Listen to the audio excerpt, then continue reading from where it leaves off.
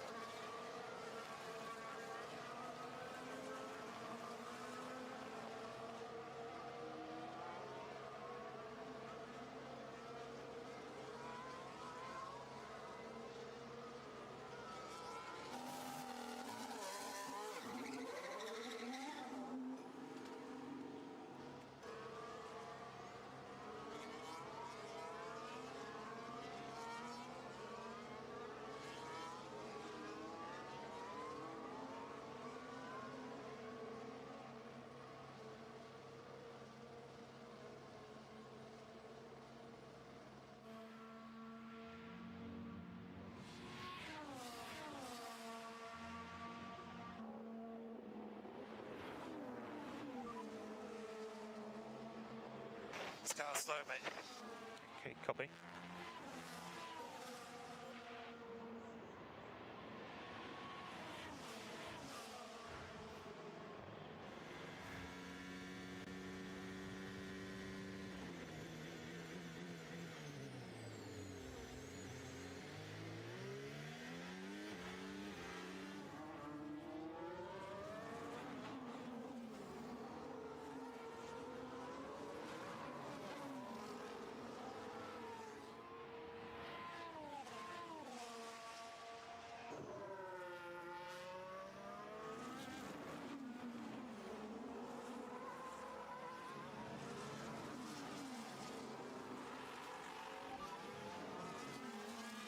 Okay, Lou, so we now have a black and white flag for track limits. Turn 10. I can't keep it on the track, the car won't turn.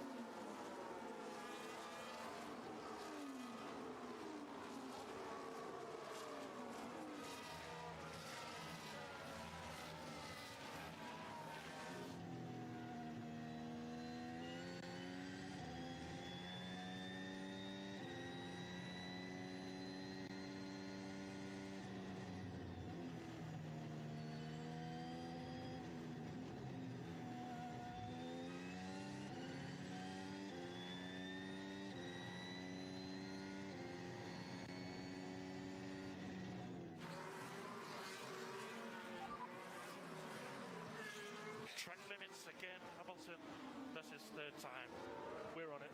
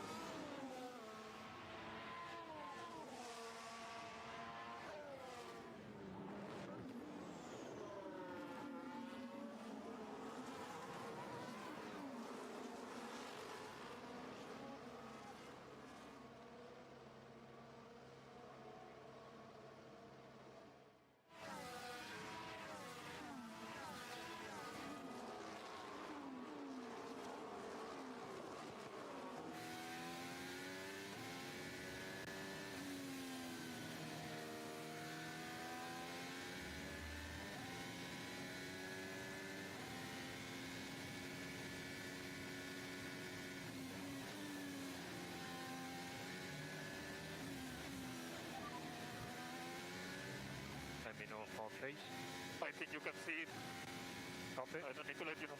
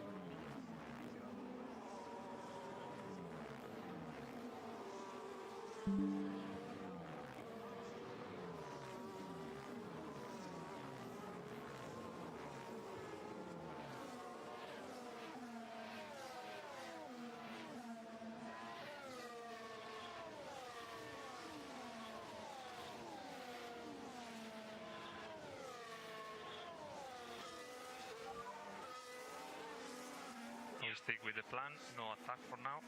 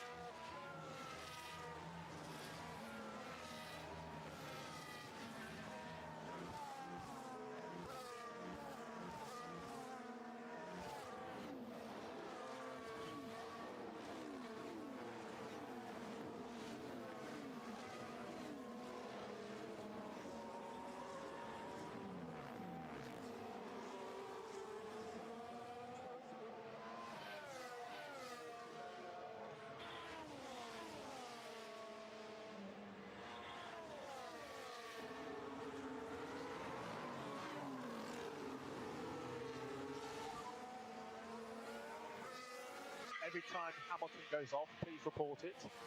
I mean, he's going off every lap everywhere. I'm not going to talk the whole time.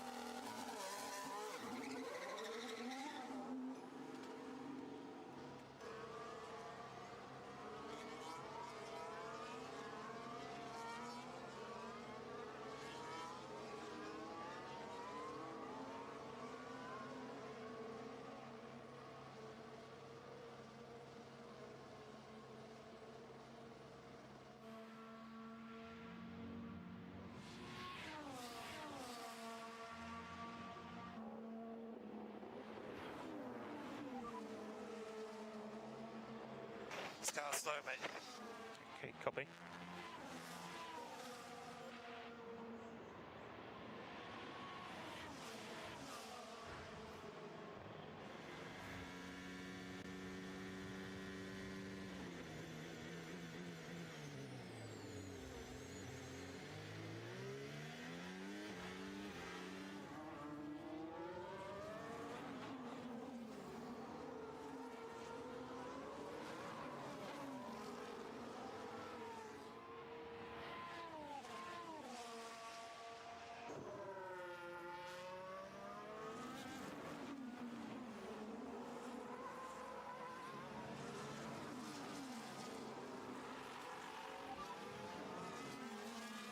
Okay, Lou, so we now have a black and white flag for track limits. Turn 10. I can't keep it on the track, the car won't turn.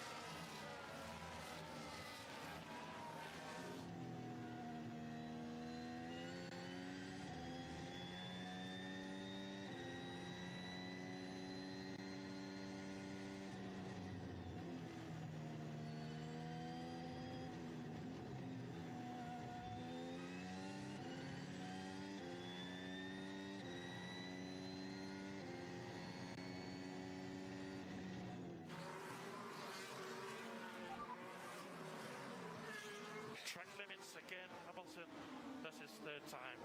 We're on it.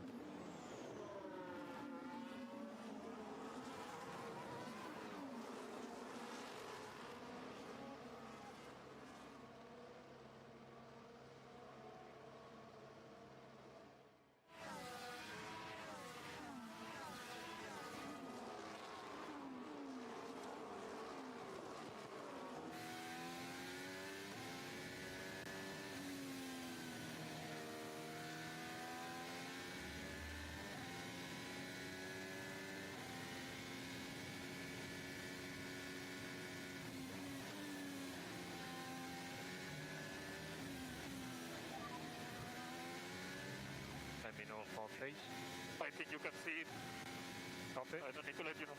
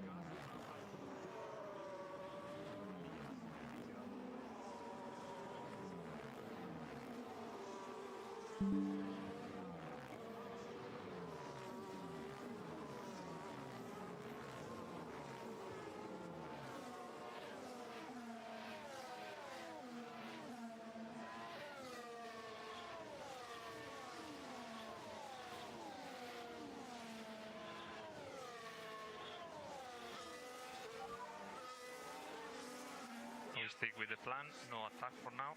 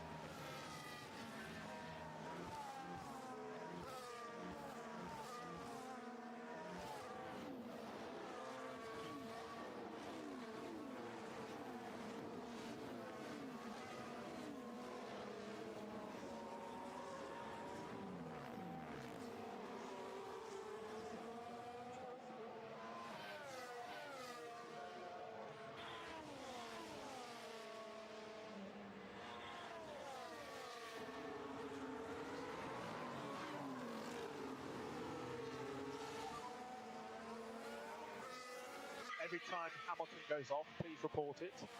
I mean, he's going off every lap everywhere. I'm not going to talk the whole time.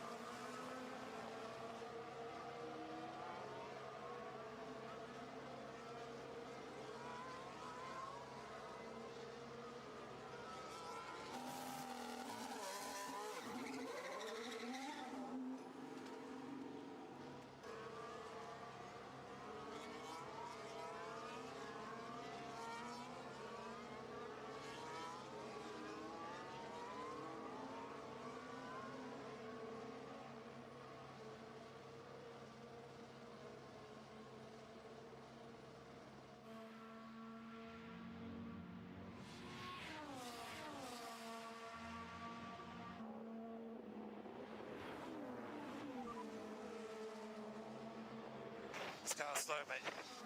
Okay, copy.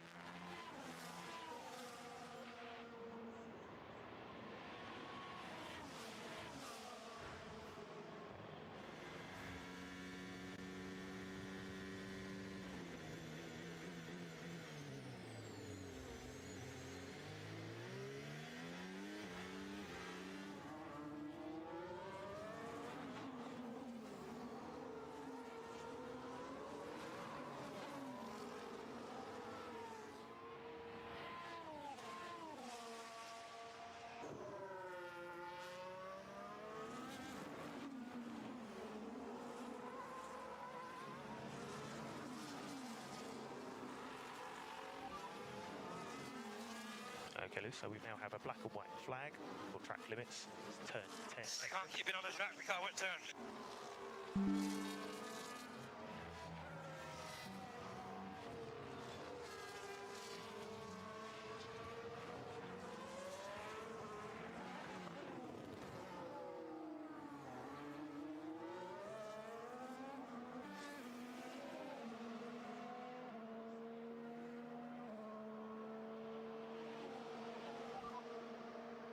Oh.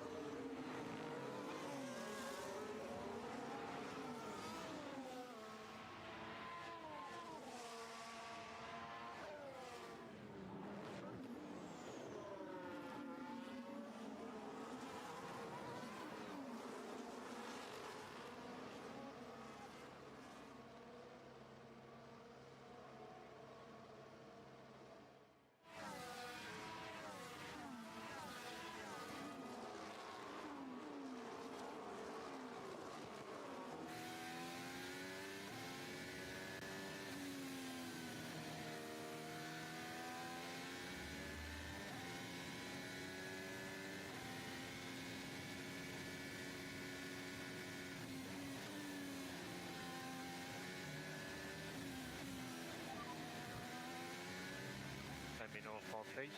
I think you can see it. Copy. I don't need to let you know.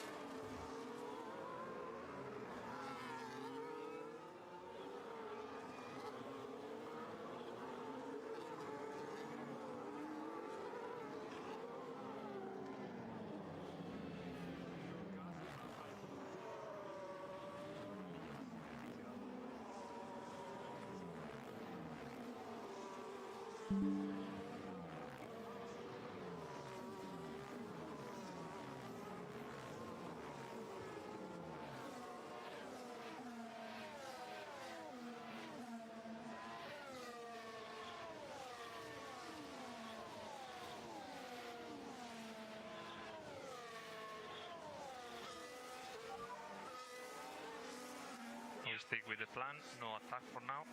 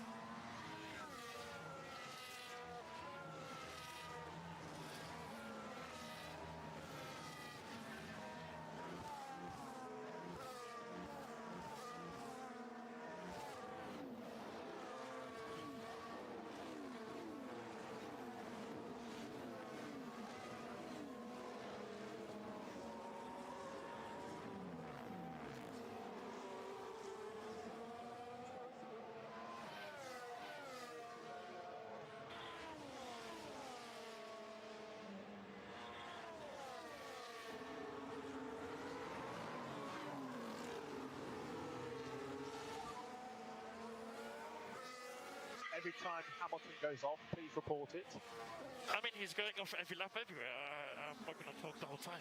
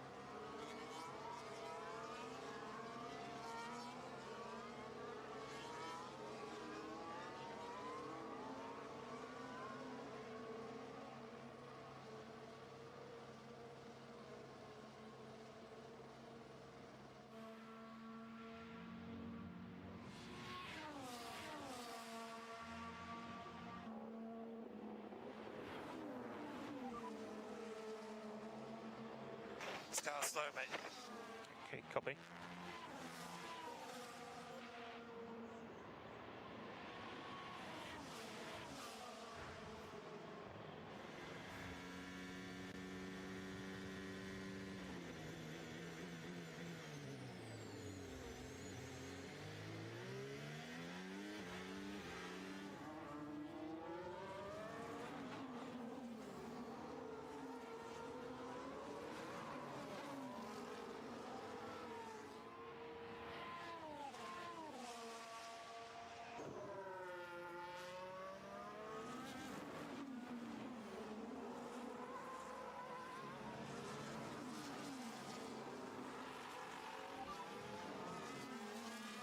Okay, Lou, so we now have a black and white flag for track limits.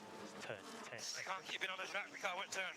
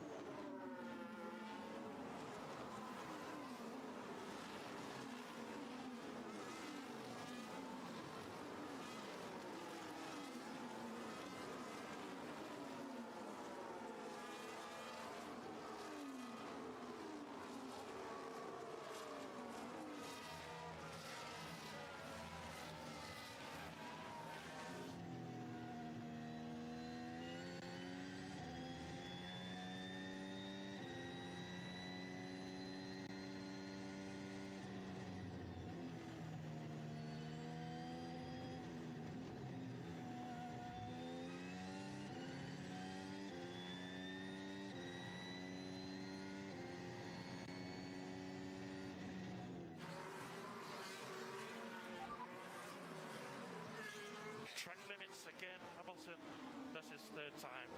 We're on it.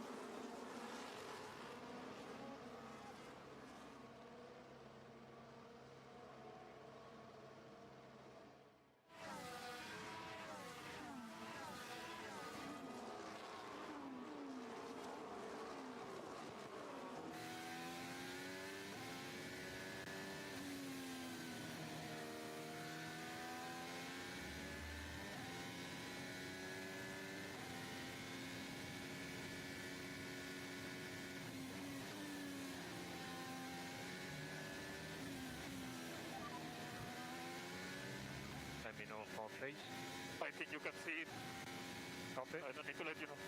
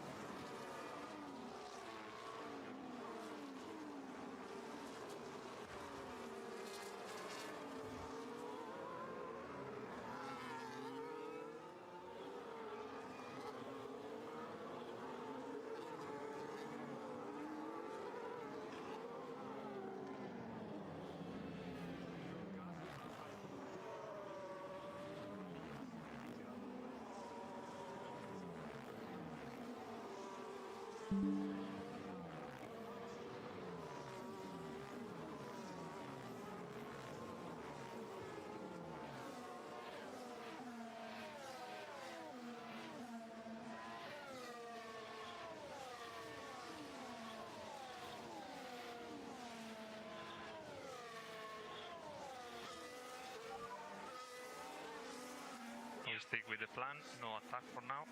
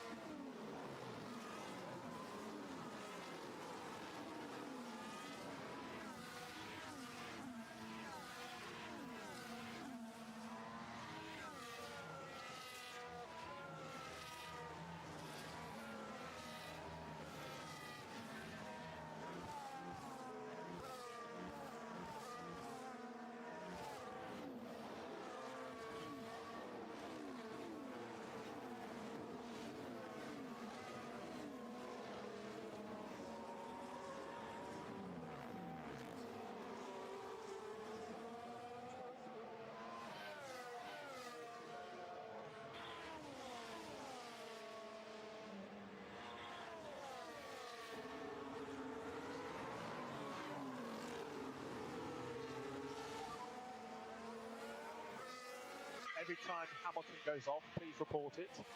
I mean, he's going off every lap everywhere. I'm not going to talk the whole time.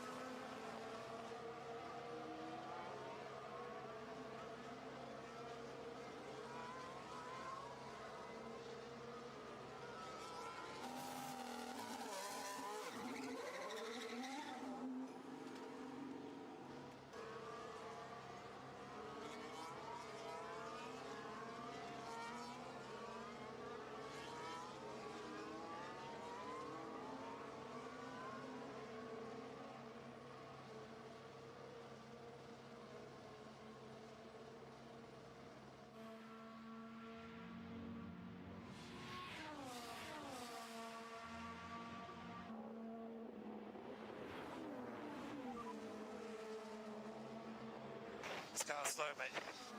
Okay, copy.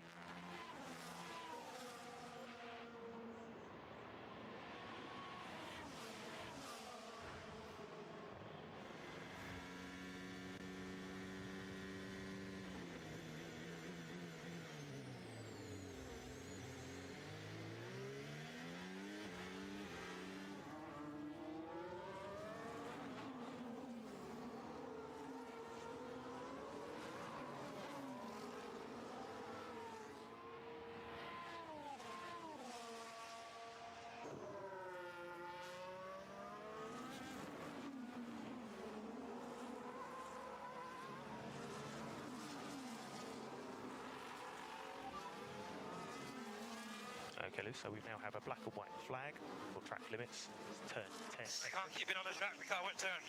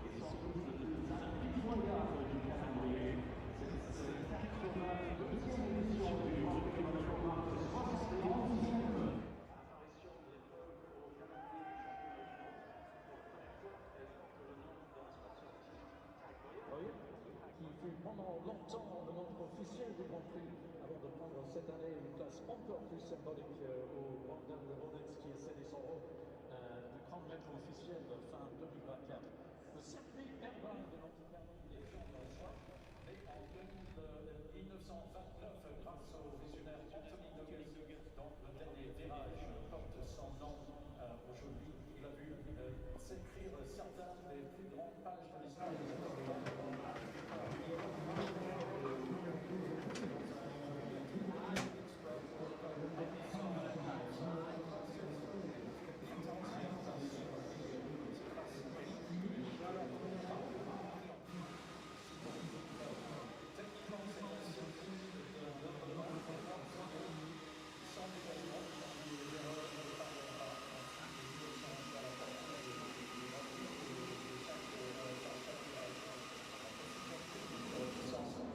C4, C5 y el famoso C6 que se hizo justamente para que funcione muy bien aquí.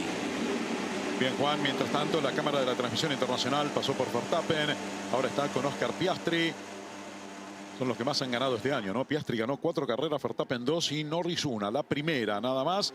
Y aquí está Alex Albon. Cuidado con Williams este fin de semana, ¿no? Sí, y un circuito que le puede caer bien a Williams, que viene de un gran comienzo de temporada con sus 2 pilotos. Si bien Albon fue el que más sumó, Sainz en un periodo de adaptación de todas maneras tuvo buenos parciales. Y aquí en Mónaco sabemos que Sainz funciona también muy bien. Ha hecho grandes carreras, grandes clasificaciones con Ferrari en el pasado. Bien, ahí estaba Gabriel Bortoleto, el piloto brasileño del equipo Sauber. Y aquí, vean ustedes, Grand Prix de Mónaco 2025. Un gran premio que sigue para adelante y que a pesar de estas estrecheces, ¿no?, que uno ve, poco espacio y todo, la carrera seguirá. Es un clásico de la Fórmula 1.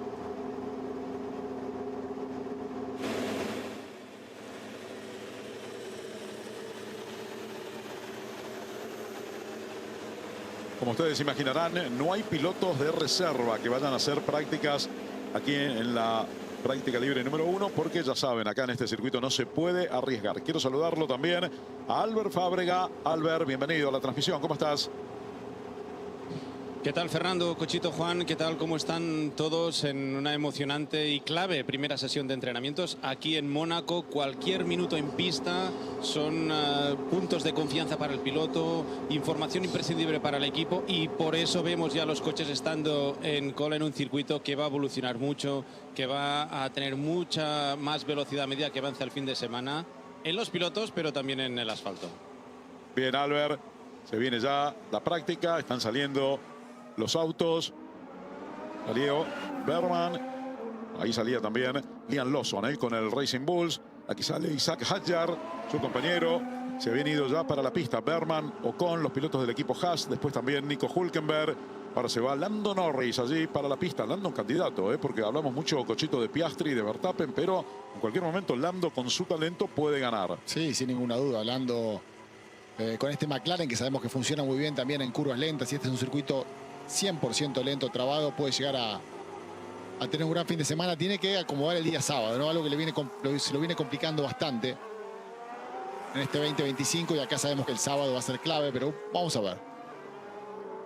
Bueno, esa es la subida de Massenet rumbo a la curva del casino. Después, un sector también bastante rápido, pero aquí es imposible superar otro auto, porque ustedes ven que la curva tiene ciertas duraciones, ¿no? Sí, Juan. Bueno, sale Fernando Alonso, ahora está saliendo hace unos instantes Pierre Gasly, también sale Franco Colapinto, Alonso y Stroll con neumáticos blandos, la Ferrari con neumáticos medios, y justamente lo que vimos, Franco Colapinto y Pierre Gasly con neumáticos duros. Así que por ahora en la pista hay todos los compuestos justamente disponibles. Bien, efectivamente. También lo estamos viendo, es cierto lo que dice Juan aquí en la computadora. Todos los compuestos ahora. 2 pit stop obligatorios fueron introducidos para este Gran Premio de Mónaco, como lo informa allí la gráfica. Y esto fue porque el año pasado, recuerdan lo que ocurrió, ¿no? Hubo un accidente. Bueno, ahí se fue de largo Leclerc. Hamilton, Leclerc, sí. Leclerc, sí, por el casco blanco. Leclerc. No le veía el circuito, sí, Leclerc. Pero frenó, conoce dónde frenar, Juan, por lo menos acá. Sí, ahí iba a hacer compras cuando era chico en bicicleta, por eso siguió de largo. Bueno, ahí salió. Mirá vos, ¿dónde se quedó? Mirá vos dónde estaba. Mira vos, mira vos, mira vos. Bueno, Zhou Guanyu. Qué corte de pelo de Zhou Guanyu. Justo Casi se no lo la conozco. dejaron servida, Juan, ¿no? También para que pueda Mirá vos. tirar el virabó. En la curva justo de Esto pasó Mirabó. con Leclerc, miren. No dobló. Una curva en bajada complicada esa. Donde hay que... Y está la pared muy cerca, ¿no? Sí, hay que frenar suave. Es muy fácil bloquear ese neumático delantero interno porque está en bajada, tiene peralte contrario también. Uno frena con un poco de ángulo de volante. Queda como descolgada esa rueda delantera. Pero bueno, I think Piastri out on a set of softs. This is the softest tyre in the entire Pirelli range this year, the C6, which we haven't had in the past. If I was a driver, this is the one I would want at this stage. You know, the track is green. We've had a bit of F3, we've had a bit of F2, some Porsches running, but really this is the first F1 session. And to build confidence on a track, you kind of want the softest tyre. I think for the first 2 laps, maybe. But, Yeah. but the problem is, because the circuit is improving all the time, you want a tyre that's consistent so that you can actually get a feel for the track. Whereas this tyre is going to degrade pretty quickly. You're not going to get that feel. Question, because they're all limited by tyres. Are we going to see the C6 in the race, given that it's a 2-stop race? Will they be needing to save a set just in case?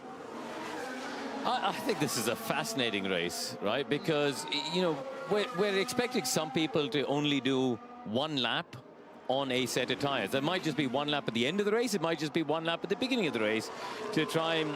This is a race where we're going to have to be really reading the traffic and seeing where the gaps are. If there's there's going to be a gap of 10 seconds of free air somewhere that you could pit and absolutely bold and gain, sure, because, you know, the effect is effectively undercutting people on fresh tyres. Yep.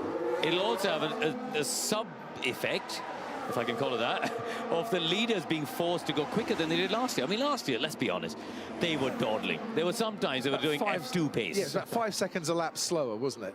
It was 8, 9 at times. Really? And I think that, you know, that's why the rules have been tweaked. I think it's great. It's great that we've recognized the problem last year. It wasn't good. Let's try and introduce some jeopardy and some challenge. Max Verstappen was on a hot lap. Franco Colapinto was in front of him, and there, ladies and gentlemen, laid out before your very eyes are the problems of Monaco. And this could happen in qualifying quite easily as well, and it could certainly happen in the race. And people like Gianpiero Lambiase are going to sit there with that sort of expression, with hands on the side of the face for a lot of this weekend. Yeah, trying to find a gap for him to slot into. But they're all doing the same thing. But yeah, I think it's really interesting that we've got 2 stops now. Yes, some teams will opt to pit on lap 1 and get that first lap out of the way, that first stop out of the way, but which also pushes the guys at the front, as Karun said, to push harder. Yeah. Which is good, because then we see tyre wear and we see some different strategies playing out. If you're Ollie Behrman, for instance, who's been last in Q1 at 3 of the 7 Grand Prix this season, if that happens again, and, you know, we hope it doesn't for Ollie, it's a no-brainer to come in at the end of the first lap, surely, and then see how long you can go. Last year, George Russell on the C4, which was the medium last year, did 77 laps. So it's not like the hard tyre, which is last year's medium, is not going to go a long, long way into this race. And, you know, Crofty, in some ways, I was thinking about this. In F2, we used to have this thing of a mandatory pit stop, where, and we would often do that, but you would have a defined pit window. And I remember, I think it was 2009, we had an issue in qualifying. Qualified, like you say, like Ben, we were down the back, but we pitted as soon as the pit window opened. Yeah. And because only 1 or 2 others did behind us, and there's that moment, the point I'm trying to make as a driver, there's that moment you come into pit entry and you're praying, saying, please, please, please, nobody pit in front of me, nobody pit in front of me. And you come in because you know then you're going to have that 4-lap window. And I think we jumped like 8 cars just in that 4-lap because of free air in a critical point of the race. And that's the sort of stuff we could see this weekend. Right, on board with Charles Leclerc once again, who has traffic as he makes his way down to Portier. His teammate Lewis Hamilton, he has. He's gone off somewhere. So his teammate's just gone quickest, and Charles Leclerc has hit something. That is not how the front wing is meant to look. And Well, you're obliged, if you do damage the car, you're obliged to pull over and not make your way back to the pit lane. But I wonder if he's hit one of the Aston Martins, because you see there, Stroll and Alonso just behind Charles Leclerc. And one of them knows that Stroll's going slowly also. Yeah. So I wonder if he's gone into the back of Lance Stroll, and that's the problem. But yeah, he's driving around here, Jensen. There might be a few deposits of carbon fibre on the track. You are obliged not to do this anymore. Yeah, you are, for that reason. I don't know if he knows, well, half his wing is missing. It's obviously under the car, which is the worst because it's scraping along the ground and it's going to come apart and have carbon pieces everywhere. Yeah, the drivers always complain about bits of carbon on the track because of punches, of safety, and then, yeah, one of the drivers drives around with a broken car. His team would know, and I understand completely why they would want to get Charles Leclerc back to the pits. They don't want to lose a practice session. Ted, down to you. He has gone into the back of the Aston, who's wrecked his diffuser and his floor, and B, it's not just a new nose. He's taken out his own, as Leclerc, his own floor, right, and it's a real mess. We're just seeing a replay now. Lance Stroll pulls over to the right-hand side after letting a car on a faster lap through, and Charles Leclerc is just heading to the scene of an accident without the time to stop. He's blind to him. We crashed. I don't think he was aware about the blue flags. Trouble for the team in red, and a red flag as well. Should Lance Stroll have been made aware? Leclerc is there. I don't hear you. That's 100% on Lance and the team, to be honest. You know, it was a clear sign of him not being aware at all that the Ferrari was approaching. So Gary Gannon, his race engineer, should have been saying, Lance, watch out. Charles Leclerc's coming, stay where you are. And that's the problem I was talking about there, about depositing carbon fibre on the track. This is why we've got the red flag, because it needs sweeping. But to be fair to Gary Gannon, he did say Leclerc's there, and Lance then said, so I didn't hear you. So, yeah, I think, collectively, but what we don't know, of course, because that wasn't played live, is at what point that call came. Also, the radios around here are tricky, aren't they? They're always very difficult to have the radio working the whole way around the track here because of the buildings. But yeah, I mean, for Charles, that was he couldn't see the car. When the car was on the left, as we saw from the onboard, you could not see the Aston Martin until he was to the right and he had nowhere to go. 3 pieces there need picking up just before the Nouvelle chicane. We have a red flag and we're 10 minutes into the Monaco Grand Prix weekend, and the stewards are going to be having a look after the session at that incident involving Lance Stroll and Charles Leclerc, whose teammate Lewis Hamilton on the medium tyre has gone fastest from Verstappen and Piastri.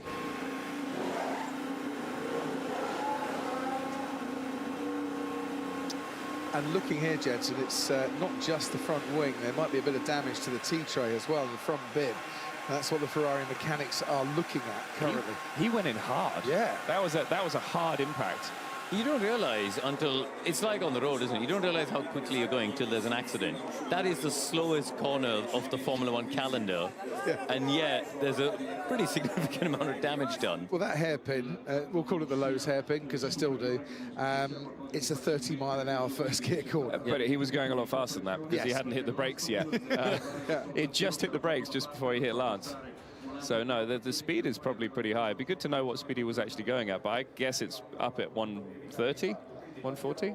You're doing 45 miles an hour when you go through Mirabeau, but then you accelerate and get back on the brakes. And, it'll be over 100k, won't it? Just that Formula One cars accelerate incredibly quickly. They do that. Crunch. The wheel hit. It went through the wing, the impact, and then there's a wheel-to-wheel contact as well. So that's a set of tyres that Charles Leclerc has damaged as well. Then I think there's definitely some scuff marks on the tyres. There's an Aston Martin that needs more than a bit of a once-over. Well, you'll be seeing a lot of teams checking tyres. And there is Adrian Newey, ladies and gentlemen, back at a racetrack. His first race in the flesh for Aston Martin. After moving from Red Bull to his new team during the winter. Managing technical partner to give Adrian Newey his full title. let's just call him Sir, shall we? He's a knight of the realm as far as Formula One's concerned. I always love how he has his notebook, his file, basically. Gone green this year, isn't it? Even when I drove his E-Type Jaguar at the Goodwood Revival, he came with files, sort of 8 inches high. He's always got a file in his hand, hasn't he? You know when someone has achieved so much success, Crofty, there's a sign of them having achieved this unbelievable, unmatched level of success is a couple of weeks ago, we were talking about it, how many world championships he'd won. And he couldn't remember. We sat there counting them up because he couldn't actually remember. How many? Well, there was actually a bit of debate, but I reckon it's 14 drivers and 13 constructors. And 27. Who was disagreeing with you? That's well, no, there was a debate around the table. Basically, Karun just came up with the number. Yeah, there was a debate around the table. No one else knew. Karun, if you said it was 75, I'd have agreed with you, my friend. There's no way I would ever dispute Karun. But yeah, the point is, he's won so much, he can't remember how many he's won. After a while. Do you know what? If he does win a title with Aston Martin, that would be something. Given where the team have fallen to and where he's trying to get them back to, that would be something. And I mean, while we got our flag, let's talk about it, because they can't they? You know, I think the ingredients are there: Honda power, resources. You know, the ingredients are there if we get the drivers in the right place as well. It's just if the souffle rises, Karun.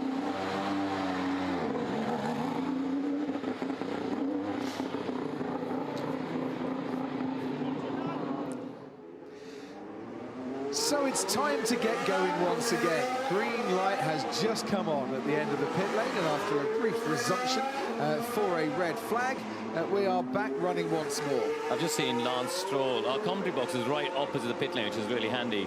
As everyone else has gone out, Crofty, and Fernando Alonso is about to go, Lance Stroll is out of the car, and he's just gone up the stairs into the engineering office. So clearly, that car needs a bit more of a check. I mean, there's 45 minutes to go, so I'm not saying it's done, but he's not going immediately. Yeah, that's not good. Ted, you're down in the pit lane. Can you see me? I can. I'm opposite. You're next to Jos Verstappen, Ted. You are waving directly at us. I'm next to Jos Verstappen, who is having a very interesting... You see the guy in the green T-shirt who Jos Verstappen is talking to? Yes. That's Mintzlaff, Oliver Mintzlaff, who's the boss of Red Bull, all the fun bits, the football teams, and the two Formula One teams. So that's quite a cozy relationship. Why are you walking away from them? Why don't you just stand Stick a mic in it? Because I'm going in to tell you what's happening to Charles Leclerc's car, which they are almost finished the floor change. So, I mean, they've been working on it non-stop. Obviously, a very, very fractious opening session. Not only did we see the crash, but Leclerc all over the place, really, early on in the Ferrari. So they've got to just calm everything down and get him out. Update on Lance Stroll's Aston Martin. It's on stands. There is a diffuser change, floor change, much more work on the Aston Martin. And just finally, it's still taking me a bit of time to see Adrian Newey in green. I mean, I've seen him in silver, I've seen him in Williams blue and white, and I've seen him in Red Bull blue, dark blue, but I can't quite get used to it. I think it's going to take one more session, and then I'll be used to seeing Newey in green. 12 months on from where it all started, when he had some conversations around the Monaco Grand Prix weekend, and the possibility of joining Aston Martin came on Adrian Newey's radar. For a year on, and he's now the managing technical partner. Did I just see a Ferrari coming out of its garage? Charles Leclerc, while we're riding on board with George Russell, Charles Leclerc is coming out of the garage. So well done to Ferrari for fixing that. Yeah, it's a nice quick turnaround, but yeah, the floors are a lot of work to get them off the cars these days. They're massive, but nice to see he's back out on track. George Russell, fastest in the middle sector on the C6, the new super soft tyre, and goes second fastest behind Lewis Hamilton. Yeah, I'm interested to see how it works this weekend, because in Imola there was a lot of conversation around whether the C6 was actually quicker. Now, the corner speeds in Imola, particularly the first half of the lap, are much faster than we'll have here. The lateral G-loads, the support you need from the tyre is much higher than here. So it should be quicker here by a decent margin, but it wasn't a great tyre, was it, in Imola? Well, we had the two Aston Martins putting the medium on and getting into Q3 and making what at that time seemed like a very good strategic call. I think the VSC caught both of them out during the course of that race. Whether we see that here, Jensen, wouldn't surprise me, given the nature of how qualifying is a bit different in Monaco, because you need to fuel for longer laps. Yeah. More laps, I should say. Yeah, exactly, because you're just fearful of getting traffic on every lap and yellow flags. But you do have a lot less high-speed corners, change direction here than you have in Imola. But yeah, normally you would feel for the whole session and spend every lap out there. I was looking into that Aston thing because I was watching from home and not. Oh, that was close. Yeah, I was watching from home, trying to manage a barbecue and two small children. But I wasn't fully paying attention at the time. But I looked at the Aston thing, Crofty, you're talking about, because on the face of it, it sounded like the best thing to do. But they both didn't really improve on the medium. You know what I mean? Like, right. It looked great in Q3, but I wonder if it's a case of other people underperforming. You know, Alonso did a 15.442 in Q2 and a 15.43, so basically the same time within 100th. And Stroll went slower. He got a fantastic shot from above the casino and the gardens there, and right at the bottom right corner, the Lowe's Fairmont hairpin. But sorry, just to finish up, Stroll went slower on the medium in Q3. So I know at the time it's like, wow, they're a stand-up performance, they got through. But I don't think that was it, because everyone else on the soft improved. Piastri, for example, found 6/10s. Verstappen found 6/10s between Q2 and Q3. So, yeah, I think it was maybe more headline grabbing than perhaps when you look through the numbers. Thank you, Karun. Charles Leclerc, by the way, has been at great pains, and I'm sure he did it with you on the way into the track yesterday, to say that this is not expected to be a great weekend for Ferrari. Oh, you can watch that again and again, cars going through there. Lewis didn't listen. Lewis didn't, no. But when asked, why is this not going to be a great weekend, his standard response is, because we're not very good in slow corners, and there's a lot of them here. Yes. Yeah, he's right, there are lots of them here. But I would say Lewis Hamilton didn't listen to Charles Leclerc. He's 3.5 tenths up on the quickest lap so far. The car doesn't look too bad around here. Oh, a little lock up on the front. It looks like they're running it very stiff. They are struggling with a lot of front locking with the Ferrari. Yeah, here we go. Lewis Hamilton to P4, so not quite as quick, 4 tenths off the quickest of Norris. Oscar Piastri with the fastest time of a 1:13.5. Lewis Hamilton was quickest last year in FP1 with a 1:12.169. So we're some way off that still on a softer tyre, isn't it? The track's going to evolve so much even in the next 40 minutes. Yeah, Charles out on the soft tyre now. He's obviously had to change tyres after his incident, and he's stuck the soft ones on. So, just the thing I love watching that. Sorry, Kareem. There's just the entry to the swimming pool chicane is just one of the great places to watch a Formula One car, and it's as scary on board, I'm sure, as it is off board. I think next time you make that noise, you should always explain to us why immediately why you made it. Well, I missed a race last weekend, and I'm really glad to be back. And I just watching that, it's like it's the same noise of excitement we got when he saw the hash browns in the buffet this morning. Talking of hash browns, right, here's a tenuous link. After the race in Imola, you know... I nearly hit Hamilton. Like great right for the last corner. Yeah, usual Hamilton stuff, that's okay. Do you not brake before the fast corner? Do you brake before the fast corner? He's backed him up to get a run, hasn't he? Because he was in traffic himself. So Charles Leclerc went to a fast food outlet in his Ferrari, went to the drive-through to get an order. Do you want to know what a Formula One driver orders after a race in Imola when you pull your car up to the drive-through? Maxi nuggets, big French fries, and a diet soft drink. So no burger. No big burger full of lettuce, because obviously you get that on the seats of the Ferrari. That's going to be a valet. It's going to be very expensive. Don't be wanting that sort of thing. Nuggets are easier to eat, aren't they? Exactly. Like finger food. Yeah, no sauce. Yeah. Oh, how do you have nuggets for no sauce? Well, Charles Leclerc did. I checked that one out yesterday because it was the one thing people wanted to know when I disappeared after the press conference. I bet he didn't have to pay for it. It's, you know, he's a Ferrari driver after the Grand Prix in Imola, stopping in a Ferrari in Italy. He probably didn't have to pay for that. Would you, if you run a drive-through fast food outlet, let Charles Leclerc off without paying? Answers to @Karun on Instagram or X. Here's Max Verstappen, crosses the line, goes second fastest, nearly half a second, off Lando Norris on the hard compound tyre. But it's not really a hard compound tyre at all. It's harder. It's quite a soft, hard compound tyre. Alex Albon. We should talk about Williams, A, because you're here, JB, and B, what a season it is turning into for Williams. Alex Albon has scored more points this season, 40, than he has in both of his previous 2 seasons combined, 39. And just everything seems to be coming together to produce a really handy car on qualifying and a race day. Yeah, I mean, a few years ago, the Williams was very good in qualifying, wasn't it? Well, I say very good. It was better in qualifying than the race. Now they have that race pace. You know, we have a race like Imola where it didn't go their way, and they still come away with a 5th place.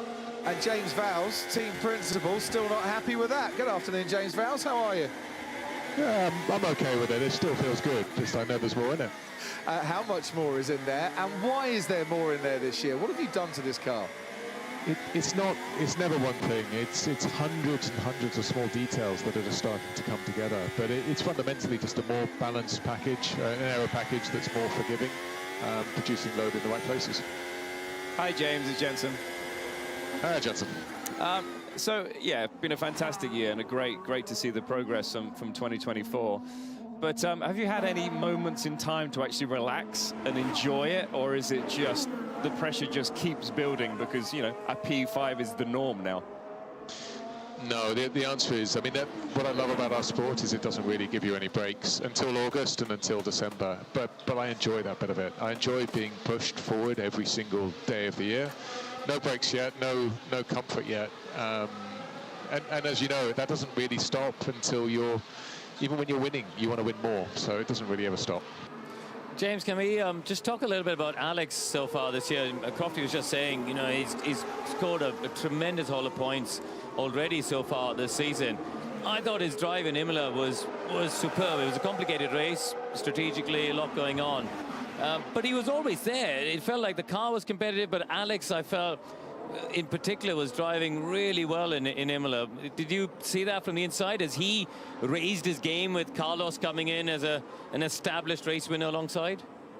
Yeah, I'd agree with you, but I wouldn't say it was just Imola. I think I saw that step already from Melbourne race 1, where he hasn't put a foot wrong in any of his races. He's really been focused on delivering everything that he can and the car can. And it started with his training in the winter, all the way through to his approach for a Bahrain test, all the way through into the first races. And you're right, in Imola, I was wishing him on to make a move on the Ferrari, and it didn't pan out, and I'm okay with it, because he's actually showing the world that he's got that side to him where he will take a gap if it appears. Ted Kravitz, come in. Thank you, Crofty. Yes, James, it's Ted down here in the pit lane, just opposite your garage. Been looking at the new bits, a couple of upgrades you've got on the front corner and front suspension. That is new for 2024, for 2025. But I note that, like Ferrari, you're using a couple of bits from 2024, the rear wing and the beam wing. Just explain the thinking behind that in terms of cost cap and everything, because we were discussing it earlier in the program. Yeah, what we've done this year is we've invested in a new low downforce wing, which is the wing we were running in Saudi, for example, and Miami as well, for that matter, and a new medium downforce wing, which is the wing we were running in Imola. But this high downforce wing only has a few applications really in 2025. So one of them is here in Monaco, one in Budapest. Even Barcelona wouldn't be this wing. And so what we've done, Singapore would be, we've effectively put our investment elsewhere into the car and into our future. So it's not that we didn't have ideas. I'm confident we can make a rear wing that's faster than what we have here, but it's about focusing on the other 21 events rather than just 3 or 4. You've done well, though, James, to have a rear wing from last year that's still usable. I'm impressed with that. Oh, that hurts. It's truthful, but it hurts. I'm sorry, I couldn't resist it, my friend. We'll talk later. Have a great session. Thanks ever so much for joining us. Thanks, everyone. I mean, I didn't want to just pour misery on that one, but I just couldn't help myself. Sorry about that. Lando Norris has gone quickest. Lewis Hamilton second fastest, then Charles Leclerc about half a second back from Lando Norris. But it is a good point, given the crash damage Williams had last year. The fact that they've got that is impressive, but also just shows you in this cost cap era, as you were saying, JB, you've got to utilise what's already there. Yeah, the only thing is, you would say, is they probably do have very limited stock of last year's wing. I doubt they've gone in and built or made new versions of last year's wing. But no, it's the right thing that James and the team are doing, and it's going to be interesting to see how it actually performs here, the rear wing. We'll talk about strategy with James in FP2. Join us for that one, because I think we need to get a session out of the way, see how the tyres are behaving, and then we can ask some educated questions on that one for a strategy that we have no clue about for this weekend, and I'm sure the teams don't at this moment, and that's brilliant. It is great, because, you know, some of the strategists I spoke to yesterday is George Russell very close on the exit of Saint-Devote. Here we'll get a rear shot of it. Super 4 close. centimetres. A lot of understeer in the car there, wasn't there? Yeah, it carried a lot of speed, but the front didn't rotate for him. That'll come as the weekend unfolds, hopefully, and the track rubbers up. That looks like less than 4 centimetres to me. I'll make no comment. 2. I mean, he's done 13 laps on those tyres. Watch this, Crofty. This is a bit of confusion of the chicane. Yeah, He's still there. What are they doing? It's got to wake up with Monaco. Just to let you know, by the way, baby, race directors' event notes say if you leave the track into that chicane and gain an advantage, i.e. you overtake a car by out-braking yourself, you are obliged to give that place back by the time you get to Tabac. Which is fair. I think it's very fair. Yeah. If there's a reason we haven't done it, tough. If you come into the pitch, you're still ahead. Tough, as far as the FIA are concerned. The stewards will take a look at that one. But that's the ruling for this weekend. Yeah, I think that's absolutely right. You shouldn't be allowed to hold people up through tobacco and swimming pool and all that. So correct. That's a lovely, clear start to the lap for Charles. Yeah, he has got some free air. Isaac Hadger just going around Rascasse as Charles Leclerc makes his way through the entry to the swimming pool. You know, yesterday on the Skypad, I looked back at his pole position lap from last year. Yeah. It was just extraordinary, wasn't it? He was a tenth and a half up on anybody else in Q3. And in the real world, 10th and a half is nothing. Around Monte Carlo in Q3, a 10th and a half is an eternity. Because the rest of the pack were all within hundreds. And he was just on a different level. And I mean, these home fans, they were delighted last year, weren't they? They certainly were. Delighted. Let's see if that happens again this year. He's pushing hard. Ted, down at Aston Martin, they're pulling hard at the rear of Lance Stroll's car.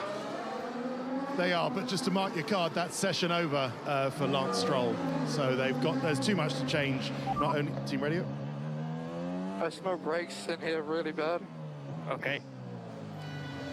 Liam Lawson, and they've noted a possible impeding incident between Gabriel Bortoleto and Max Verstappen, who were having a very amusing exchange about sim racing yesterday as to how Max could set a time on the sim in Monaco, and he said it would take Gabriel Bortoleto 100 laps to try and better it. Gabby said, well, you know, maybe not 100, 50, but yeah, good point. And they had a bit of a chuckle. But there's no chuckles at Aston Martin. Ted, no. Was there that much damage? I saw some of the mechanics really struggling to get that back end off. Yeah, because the gearbox needs changing, and as well as the diffuser, the floor, and the rear suspension as well. And that was impeding, JB, but that was Monaco. It was. I mean, he would have lost a lot of downforce on the way in, but it's also visually, it's always tricky when there's a car in front to pick your line. As a driver, do you just, when it comes to qualifying here, do you just go into the session knowing that there are 2 or 3 laps potentially that you're going to get impeded, or do you still get really frustrated as and when it happens? Still massively get frustrated, and if it's 3 laps in a row, you start worrying, because you've got to get that lap in qualifying, especially in Q1. I don't remember it being this bad, though. I think because they're going much slower when they do a fast lap to cool the tyres. You know, the cars are a lot heavier now, and the way the tyre works is very different. So I think that it's got worse than it was when I was racing. Here comes Kimi Antonelli. Talk us through this lap, Karun Chandok. The car bottoming out a little bit there. Sparks as we turn into turn 1. Rookie, of course, Kimi Antonelli. This is a circuit he would not have had the opportunity to test in real life. as we come around Massenet. Slightly tighter line on the first part than we've seen from a lot of other people. Drop downhill, past the bump, and then you turn right into Mirabeau. Front right, always off the ground. It's easy to focus on all the fast parts of the track, but there's so much lap time to be won and lost. Actually, through these slow corners, where you're spending a lot of time in the corners in first, second, third gear. Through the tunnel, and then under braking for the chicane. Really important to get the brake balance right. You go over a crest, the rear of the car gets light as you go over that crest. Bit bumpy as well, despite a bit of resurfacing in recent years. Second intermediate comes up after to back. You get over the curbs, then fully commit to the curb on the left, and then we'll see second part of the swimming pool. Again, not really hitting the yellow sausage curb that we're seeing some other drivers doing. So Antonelli doing the right thing as a rookie, Crofty, I think, and dialing himself in. You know, he's always exciting to watch. He's got a lot of flair, hasn't he? But this is a builder-upper, this circuit. You don't just go out there, especially as a rookie, or even if you're the last year's winner, Charles Leclerc, and hammer it on lap one. You've got to build the confidence. You got to feel the car over the weekend and just get comfortable with it moving it around. I concur. 6 rookies this year in this Formula One race. We are nowhere. Car is right corner super understeer, left corner super oversteer.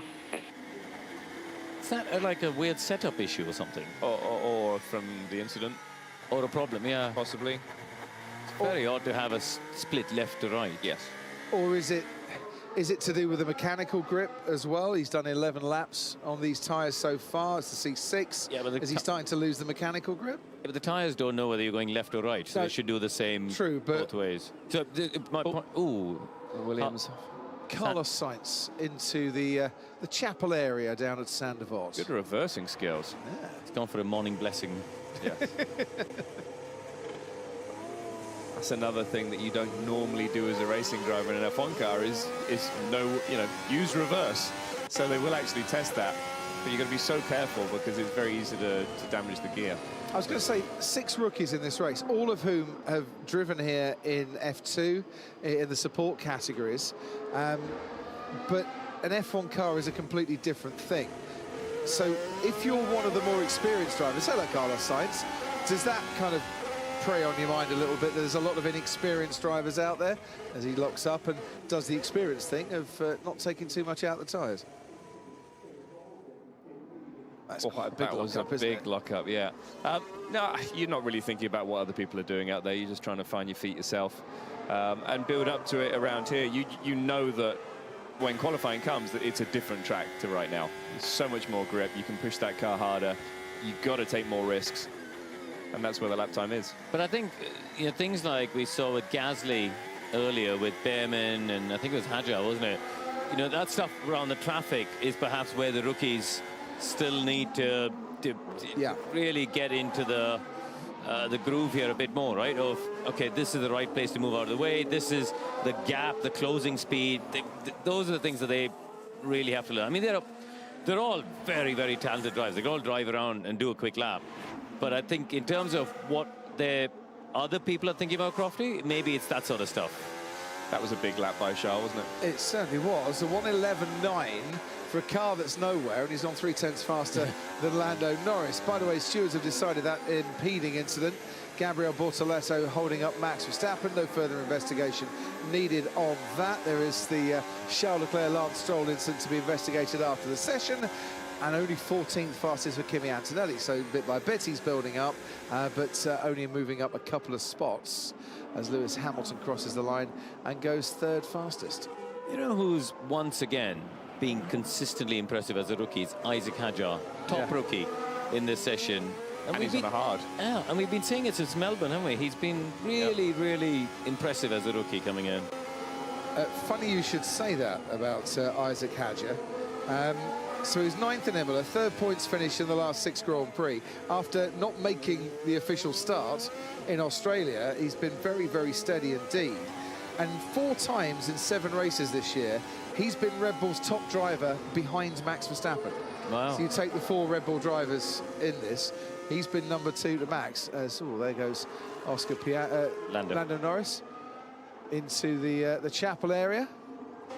Car bottoming out a bit, I wonder, just like Carlos Sainz was. Have you heard the Isaac Hadjar radio from here in F2? No. It's brilliant. I've seen the moment in the tunnel where he has the reflexes of a cat on steroids, quite frankly, to avoid a crash. It's amazing, but then he has an extraordinary rant after the session in, I think it was qualifying last year. Have a look online later on if anyone hasn't. It's very amusing. It's touch Mr. Angry, which he is not now. He's kind of got rid of that bit. Charles Leclerc matured in a Ferrari, going very close to the wall on the outside of Rascasse. And meanwhile, Lewis Hamilton, how close does he get to the wall at Saint-Devote? Oh, that's not close at all. Not 4 centimetres, is it, Jamie? No. Ted Kravitz, down to you. A couple of things from down here. That was the McLaren. Both McLarens were out on the new mediums, Crofty, when one of them went off. You saw there earlier. I don't know whether he locked his brakes or whether they can carry on. They want to do a bit of a longer run on the mediums. Down at Mercedes, George Russell is just doing a front wing change. I don't believe there was damage, but they are just putting a new front wing on, so maybe there's a different spec there. And Franco Colapinto down here at Alpine making some changes. He's the slowest driver out there, excluding Lance Stroll, who's out of the session. So Colapinto, Crofty, still trying to hit those 3 bells set to him by Flavio Briatore, which was drive fast, don't crash, and score points. But yeah, well and truly playing his way in gradually. Talking about Flavio, did you see his road car rant? Karun, did you see that? He's taken delivery of a car, best not team radio. Yeah, unboxing. It's quite a big hit. Copy. With the rail. Hadjar's just hit the barriers there, and that threw him offline, but not into the wall on the outside of the swimming pool exit. Ted, to you. Yeah, I won't say what car he's bought, but you can check Flavio's Instagram, and it seems like it's got so many things wrong with it. Flavio's taken to social media to complain about it. Who would do that, eh? Who complain on social media? I thought Flavio's rich enough, he could just buy the company in question and then fix it himself. But yeah, he's so minded to have a bit of a complain about it. It's quite amusing on social media if you want to have a... Go and look at Flavio's Instagram, it's worth it, We will do that, thank you. Some parish notices, by the way. New MGU-K for Franco Colapinto, new MGU-H for Max Verstappen, new turbocharger for Max Verstappen, all within their allocation for the season, no penalties as a result. Oscar Piastri's just popped up into 3rd, so he's now just half a tenth behind, 500ths behind Lando Norris, but Charles Leclerc still at the top of the times. Piastri on a set of mediums. When he's done that time, Norris on a set of mediums now, but not as quick as he was before. Meanwhile, Fernando Alonso pushing hard as he makes his way past our commentary boxes and towards Rascasse. This the 250th Grand Prix to take place since Fernando Alonso's last win in Spain in 2013. He crosses the line and he goes 7th fastest in his Aston Martin. Ahead of him, Alex Albon and Lewis Hamilton, Carlos Sainz, Oscar Piastri, fastest lap on the mediums, Lando Norris, and so far so good for Charles Leclerc.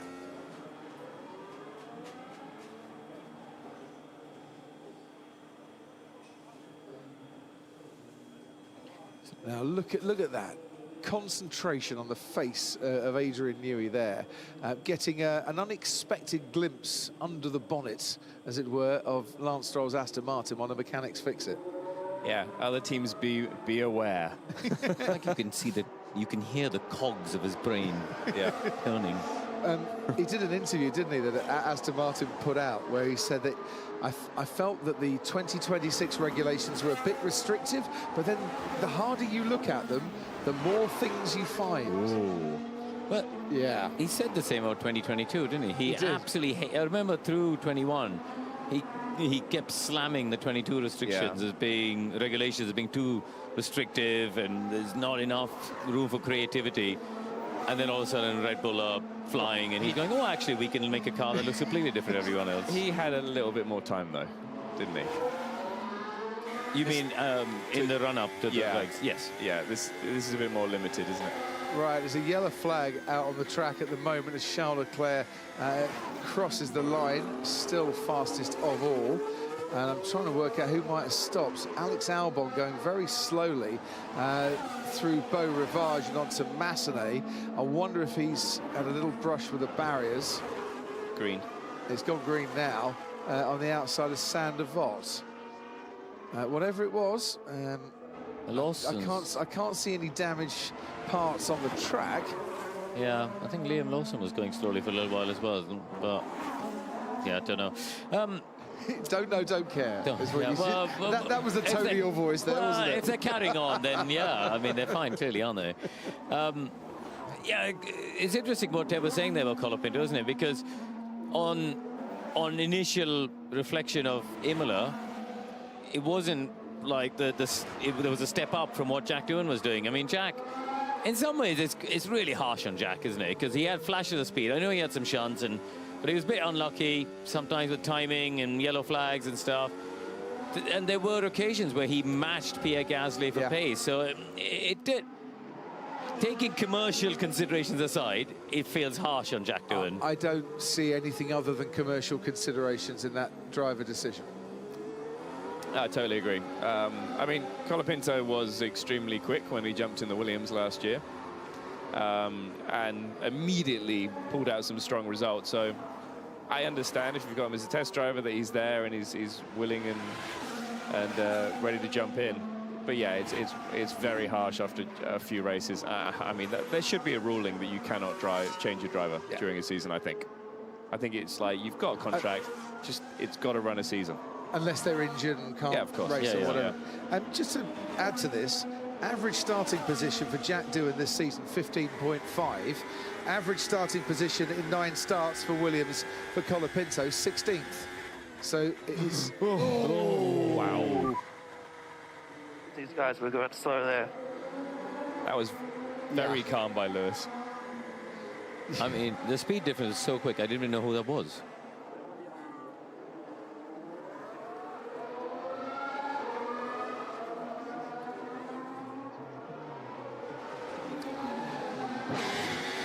Cars everywhere you look here in Monaco. This is Lewis Hamilton up Beau Rivage towards Massenet. Nice clear track ahead of him. Oh, not for long. These guys were going slow there. Now that looks like an Alpine. As he flashed past. So Pierre Gasly or Franco Colapinto, I'm not sure who. I would have been way more angry than that. It's one of the highest speeds on the track. And you come up on a car, and you saw the car in front was turning in as well. And then saw Lewis coming and turned out. It is literally one of the worst places, maybe the worst place you could try and get out of the way of somebody there. 160 miles an hour? Honestly, that's unacceptable to me, to be dawdling close to the racing line like that, in that spot. That is unacceptable to me. To be fair, he had a car in front of him also. For your info, front left is gone. I think there's something wrong with the car. Copy. And that's consistent from Charles Leclerc, who's talked about understeer, oversteer on different corners. Front left's the impact corner as well, isn't it? It's the one that hit the Aston. He's also 3/10 quicker than anyone out there, so leave it. Whatever's wrong, it's fast. That'll do nicely. Thank you very much. Got to find an Aston to crash into it in every session. Oh, that was nice through Sander Vos from Max Verstappen. Let's see this push lap from him. He's got a bit of traffic ahead of him, though. Bortoletto is the first car that'll come across. Oh, bit of a wobble there. Yeah, they keep out of the way. Piastri and Bortoletto. He's about 3/10 down. But this is a Friday. Don't expect Max to be quick on a Friday. Oh, throwing the steering lock on there. The front's not... I feel like there's a lot of three-wheeling going on. Remember they had that issue at Singapore? Oh. There's a snap. He was aggressive with the front there on turning again, but it gripped and he lost the rear. But all through the right to Casino, Mirabeau, hairpin, everywhere, it looks like it's just sort of, quite stiff and the one wheel off the ground. Which, Crawford, remember that season they dominated everything, and then they had that three-wheeling issue in Singapore. Yes. I don't remember which year it was. It looks a bit like that. The 19 out of 20 as Lando Norris goes on. What was that, 23? Carlos Sainz won in Singapore? That was it, wasn't it? 23. The one race that Red Bull didn't win that year. Yeah. Wow, it looks sensational, Monaco, doesn't it? Amazing. I mean, even JB, as you were saying, for someone who's lived here for a long, long time, it's a place. It really is a place to have a motor race. As Lewis Hamilton outbreaks himself in the chicane, and I know, big lock up there. I know we don't get much overtaking. It's not a race if you want to see lots and lots of overtaking, but it's a championship where each race should be a little bit different, and this is way different to the rest of them. I have to say, Fridays also one of the most Fridays you'll ever have. You know, when watching Formula One cars, because it's where they're trying to find the limit. Yeah. And there's no runoff, so you know you can't take the risk you can on other tracks. But you see them pushing the boundaries, and they're being super brave. And the tension and importance of qualifying, and Q3 in particular, is amazing. I love it. Like, we get goosebumps in the commentary box in Q3 because you have no idea who's going to end up on top. I get a bit downhearted by seeing lots of articles in the build-up to this race that say, has Formula One outgrown Monaco? Well, maybe, but that's not the point. Look at the grandstands, look at the harbour, look at the action on the track. Yes, you're not going to get a lot of overtaking, but it is still a very, very popular race, and Formula One, for me, would be a lot poorer without Monaco on the calendar, because you need this challenge. It's a weekend exactly for that word. It's for the driver's challenge. It's really, it is an important part. One thing though, and Jensen, I'd love to get your take on it. You know, as a former resident, this place has changed a lot. We've seen land reclaimed everywhere.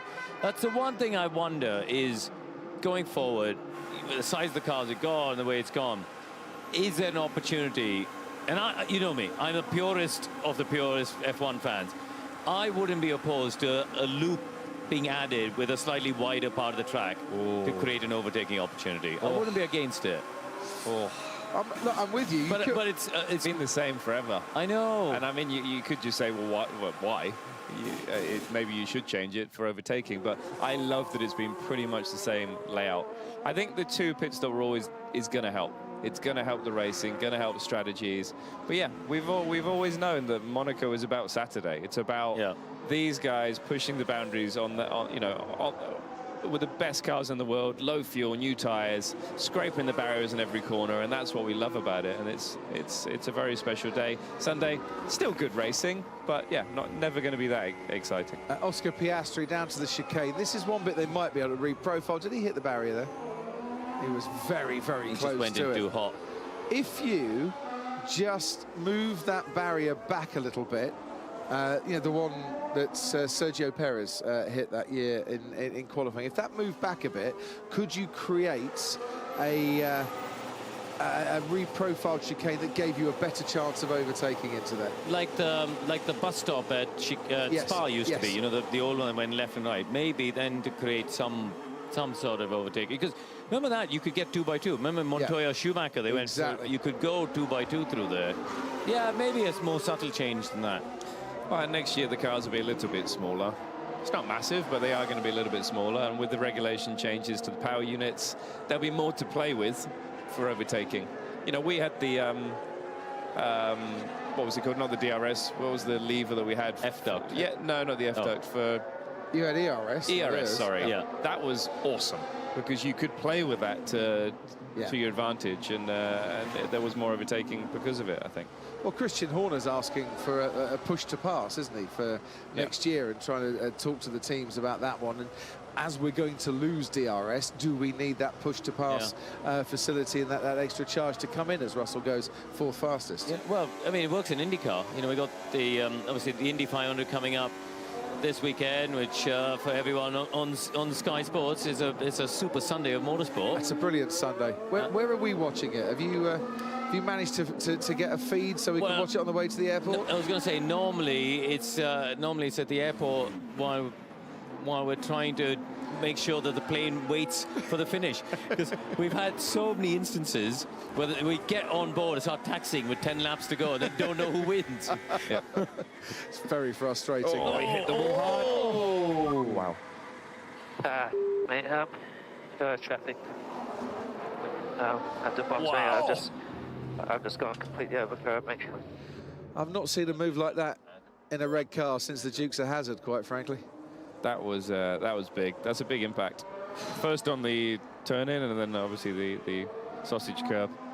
big impact on the driver when it comes down to land as well. You would have felt that. Talking about qualifying and how Monaco is so special, did you guys see the Indy 500 qualifying? That was... because they've got the hybrid system now. They're able to go just as quick on lap 4, but they have less tire grip on lap 4, so they are wild. Isn't it amazing that you sit there watching one car going round and round an oval track, and you're just absorbed? It's mega. I couldn't turn away from it for the entire, whatever, 2 hours it went on for. But I still watch it through my fingers as well, because it just scares me how easy it is to end up in the wall, and it's always a big shunt at 230 miles an hour. I missed Monaco last year and took my dad out there to Indy for the first time, and stood at the fence on the outside of turn 1. It is just utterly terrifying as they're coming flying at you and turn in 200. I think it's 239 when they turn into that corner. I mean, it's very special, but I wouldn't miss Monaco for it. Karoon. Yeah, because you haven't been. You haven't been. Once you will. Now I'm like, oh God. I was going to find a way to go back. I was actually asked to race in it last year. And you turned it down? Sorry, this year I was asked to race in it. You turned it down? I turned it down. I'm 45 years old. I've had such a career I'm happy with that I don't want to go and do that now. Hang on. Your former teammate, Takuma Sato, is 48 years old. Where's he qualified? Front row. And I tell you what, the cheers when Taku won the Indy 500 in the lounge, because the plane had been delayed. Honestly, every single person in that lounge, like, yes, go Taku, because he's a top guy. You don't have to make a choice this weekend. Yes. Monaco Grand Prix, Indy 500. We've got it both on Sky Sports F1, and the build-up as well to the IndyCar is available too. I think that's on our YouTube channel because we'll still be talking about the race here. And of course, you wouldn't want to miss Ted's Notebook, which follows all the action on Saturday and Sunday. Ted. Yeah, don't worry about that. Make sure you watch the Indy 500. Right, quick one on Kimi Antonelli. Crofty, in the last couple of minutes, he's moved up to 11th quickest, but really is playing his way in a little bit gently. And the interesting thing for me, in terms of yesterday, Kimi Antonelli saying that what he did, his preparation for his home race in Imola last time round, was the wrong way to go. And he's been quite open, admitted that I know what I did wrong in terms of preparation, and I will change for my next home race in Monza. So I don't know if you're watching what Jacques Villeneuve, Crofty, was saying about, Kimi and being very open and inviting all the classmates to the circuit. And Jacques felt that was the wrong way to go. I don't know whether it's that specifically, but Kimi admitted yesterday that indeed his preparation wasn't right. And when he stepped into the car for the first time in Imola, he felt he wasn't the best prepared that he could have been. Do you know what, though, more Ted? learning going on. It's a rookie season for a reason, and you learn from that rookie season. And that when he finally hangs his gloves up and retires, which I hope will be in many, many, many years to come, Kimi will look back at his first race in Italy as a Formula One driver and go, wasn't it great to have all my mates there and all my classmates there? That was a really special moment. Yeah, and I think the team need to help them with that as well, right? They're the ones with the experience of how to manage the drivers' times and drivers' energies over the weekend. The constant debate around what's right for the partners and sponsors and sort of media commitments and what's right for the driver. Yeah, totally. But I can't imagine he was missing meetings or spent less time with the team. Because we saw him in a photo with them, it doesn't mean he was hanging out with them all weekend. Yeah. So I don't know. I think it's always a tricky one. It's what it does to a driver mentally, having everyone there. Maybe he's thinking about other things, not focusing so much. But I think his time with the team was no different. Well, tell me about your experience at the British Grand Prix, for example. Did you have? I had my mates. Bigger demands on your time that you felt it was too much at any point, or no? Yes, but it wasn't having my friends there that was the issue. It was I was very busy with sponsors and what have you. But I remember my first Grand Prix, British Grand Prix, 2000. I had my mates there, finished 5th, and we were hanging out in the team motorhome, actually in Patrick Head's office, drinking something nice. And he came up while we were all in there having fun, being very loud, and he just shook his head and walked out. But good time. So you need to enjoy those special moments.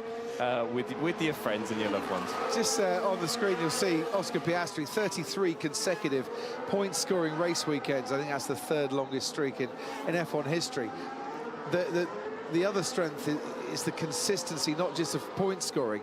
This man has completed every single lap of every single race in Grand Prix since Sao Paulo 2023. You know, he keeps the car on the track and he keeps going, and he's there at the finish to make the best of it, and he's currently the championship leader. I'm trying to think of errors and mistakes and sort of broken wings or shunts he's had, even in practice or qualifying, and I'm struggling to think of any, if I'm honest. But I think particularly for me this year, his qualifying form has been superb. That was a weakness last year, wasn't it? You know, both Oscar and his race engineer Tom Stalla are very open at the end of last year, saying that's where he needs to improve if he wants to fight Lando for the championship. And he's done it. He's ahead of Lando this year. But I think this is a real test for him this weekend. The expectancy is ramped up by his position in the championship and the fact that, you know, he's well, not just the leader, but when it comes to wins, he's got 4 of them more than anyone else, and when it comes to poles, it's him and Max Verstappen on 3. It's how he handles that. It's a different Monaco for Oscar Piastri this year. Talking of Max Verstappen, still second fastest to Charles Leclerc. Max has not been in the top 3 in an FP1 session this season. Piastri crosses the line 5th fastest, so he stays in that top 3. Is that, I don't know, an ominous sign after Red Bull's upgrade, of course, in Imola? That actually seemed to be a fairly decent upgrade, and whilst they've been asking questions of the McLaren, is that, have they done that as a team to try and deflect away from the progress they made themselves?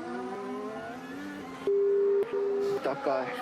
Yep. Yeah, copy that. Wasn't very nice. That guy, Yuki Tsunoda, in the Haas. Was that Ocon? In the Haas, not sure. And Verstappen's dad, Jos Verstappen, still in conversation with Oliver Minslav, the CEO of Red Bull, right outside our commentary box, chatting away, leaning over and watching Max go past them as they've just done now. How do you have a conversation with these cars going round? Sorry? Exactly. It is so we've got cans on and we're in a booth. I could see Ted's about 10 feet away, so if he swings the microphone, he might be able to listen in. Yeah. Ted, just go and ask them what they're talking about. You know, I mean, they're very close. They're very close, aren't they? Well, they have to be. They wouldn't hear each other otherwise. Yeah, you can in gaps between the cars going round, and if you can be heard over these huge commentary speakers, Crofty, although it is quite atmospheric with your French colleague doing the commentary for Des Stands, des spectateurs. But yeah, they're having they're very closely aligned, the Red Bull boss and Jos Verstappen. Let's just put it that way. They certainly are. So, interestingly, we've got the McLarens on different tyres. Lando's on the medium. Oscar on the soft. I guess they're just doing a back-to-back to see where they are at this point in time with laps on them, because you say that it's surprising they've not been at the front, but they've also been running on the medium when everyone else is in the soft, and it should make a good difference in lap time. And also, I feel like if you reflect on Oscar's weekends over the last 2-3 years, he builds up to qualifying. You know, he very often will be behind on a Friday, but I feel like that's his approach, is to just, when it counts, I'll be there. Yeah, totally. And you'll be there too, and where you'll be in about 5 minutes' time is the Sky Pad, so you need to leave. I better go. It is, it's a bit of a walk. It is. It's been a pleasure having you in the box. See you for FP2. Run, Karun, run. Checker flag is out. George Russell can finish this lap. You'd have to say with Oscar as well, he's not really had luck on his side when it's come to safety cars this year. You know, Miami, sprint, and also last weekend at Imola. Yeah. It's cost him some points, so, you know, he's not had that on his side. It's definitely going to swing around and be in his favour at some point. What goes around comes around, and needing to turn around, Gabriel Bortoletto at Saint Devots, just making sure that there's nothing coming. Liam Lawson is on his way. There he is in the Racing Bulls. See the lovely print that it leaves on your tyres, those bricks there. Yeah. And it leaves a bit of a rubber mark as well on those tiles. They used to have a service, didn't they, on a Sunday morning down at the Chapel Saint Devots ahead of the race, and the marshals used to kind of go along to the service. Not sure whether they do that or not now. Oh, that would be lovely. I'd definitely go along if they did. No lock-up, but just not making the corner, so an easy one to bail out of. Charles Leclerc with a 1:11.9. Fastest time last year was a 1:12.1, so from Lewis Hamilton, so a couple of tenths quicker than we were last year. And that backs up what Charles Leclerc's been saying all week long. We are not very good in the slow-speed corners. If they're quickest on the straights, have they turned their engine up a little bit more than others, you wonder? Possibly, yes. That was the busiest FP1 of my life. Welcome to Formula One, Isaac Hadger, who, by the way, you might not have spotted it, is running an Ayrton Senna tribute helmet for this weekend. He says that when you think of Ayrton Senna, you think of Monaco, you know, the most successful driver here. And his helmet not only has got the Senna colours, but it's also got a load of Ayrton Senna stats on there as well, which I wholeheartedly agree with on that one. It's mega, and it's a really, really nice tribute from Isaac Hadger. There's your fastest man in FP1. Only 3 of the last 27 Grand Prix, by the way, and I'm not trying to put a dampener on it. Just keep your, just keep your hopes in reality. Only 3 of the last 27 Grand Prix have been won by the driver who led FP1. I mean, he's had a bit of a session, hasn't he, Charles? You know, with the incident at the start with Stroll, to putting the quickest lap down. I think that's a good comeback. It's something he probably needed after that little shunt. And all in a car that he's not overly happy with. You know, on a track where a driver can, of course, make a difference. Should they feel the confidence? And if he hasn't got any confidence here, where's he ever going to have any confidence after last year and that magnificent victory for Charles? Really emotional day here in Monaco. 3-time pole sitter. Finally, it went right for him. It was also his first podium here, and let's face it, he's had a lot of bad luck over the years, but when it comes good, it comes good. Exactly. Second fastest, Max Verstappen. Third fastest, Lando Norris, championship leader. Fifth fastest, Alex Albon in that top 4. Yeah. For a Williams team who, by the way, haven't had a car start in the top 6 here since 2009. Nico Rosberg in 2009. Wow. Last time we saw a Williams start in the top 6. Kimi Antonelli, let's have a little look at him. 11th fastest overall. I tell you what, oh, that's a bang. Touch the wall in 3. Okay, copy. Glad he didn't do that on the hot lap yesterday.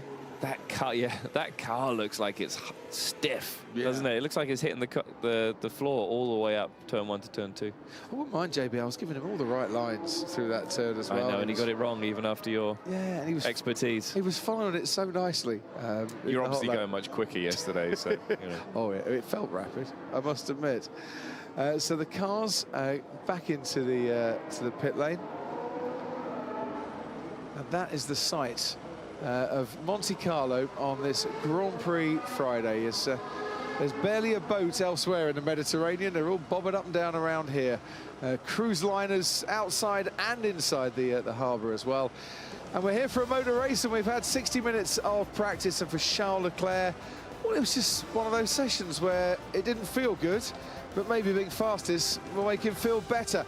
He has got to go and see the stewards. He hit Lance Stroll, and the stewards are going to take a look at that after the session, maybe more from Lance Stroll's point of view. But Leclerc quickest from Max Verstappen and Lando Norris, Albon and Piastri in that top 5. 2 Williams in the top 7. George Russell, the lead Mercedes. Pierre Gasly up there for an improving Alpine, and outside the top 10, Kimi Antonelli, slowly but surely working his way up the field, but he hit the wall at the end of it, as you can see. Lance Stroll